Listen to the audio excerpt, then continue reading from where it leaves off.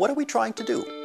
If our goal is to help kids become critical thinkers, lifelong learners who really enjoy thinking and reading and playing with numbers and ideas, if we want to help them become good learners and good people who can create and sustain a functioning democracy, then education would look very different from the way it looks right now, at least in our culture. We would have to question the use of grades.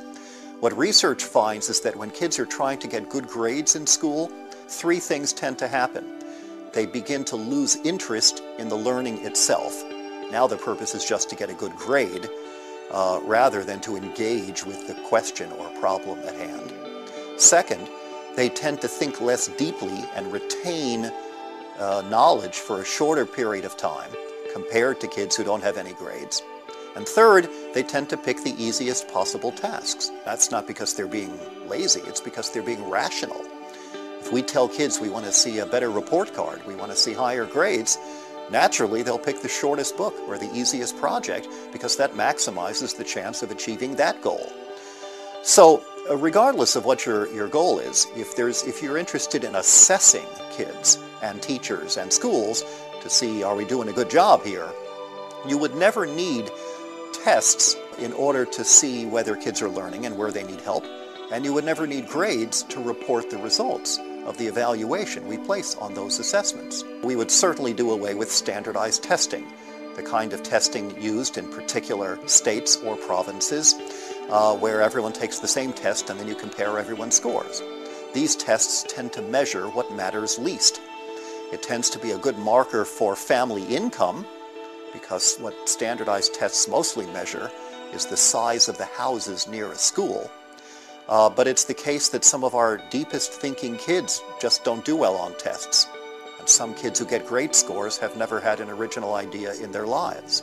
Well, I thought you just judged by tests. Oh, no. There are many other things besides tests that we use. Of course, we do consider a child's general ability and the way he scores on standardized tests, but that's not all.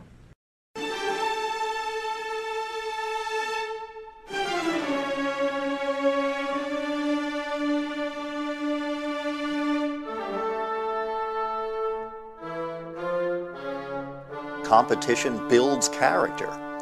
In fact, what we find is that by any reasonable notion of character in terms of psychological health or self-esteem, that competition undermines that and creates a kind of neurosis, because we come to think of ourselves as good and competent only to the extent that we have defeated other people. And so we're always playing this desperate king of the mountain game, where we're all worried about triumphing over other people and stepping on their faces and looking at them as if they're going to step on our faces. Now, that has two effects. One is it's horrible for us in terms of psychological development because there's a perpetual sense of disease and anxiety. But second, it very logically has a destructive effect on our relationships. It very logically has a destructive effect on our relationships. We compete because we're raised that way, not because we're born that way. I mean, take, for example, the belief in survival of the fittest, which is seen as a Darwinian notion. In fact, Charles Darwin never even used the phrase survival of the fittest. That was coined by a right-wing social thinker in the 19th century named Herbert Spencer, who tried to corrupt Darwin's thinking to his own reactionary political purposes. What Darwin talked about was natural selection, which means that the individual organism that's best able to adapt to a changing environment is more likely to be around to survive and reproduce. But that doesn't specify competition as a mechanism. In fact, often the active avoidance of competition, if not the deliberate pursuit of cooperative strategies, turns out to make it more likely that organisms and entire species will survive. The research consistently shows that competition not only isn't necessary for excellence, but tends to impede excellence on most tasks. And the more challenging the task, the more ingenuity, problem-solving skill it requires, the more competition tends to disrupt that achievement. Excellence pulls in one direction and competition pulls in another. And in fact, another kind of research study corroborates that. If you take a whole bunch of people and give them a task to do, some kind of problem to work out, and half of them are told, see if you can figure out how to do this task.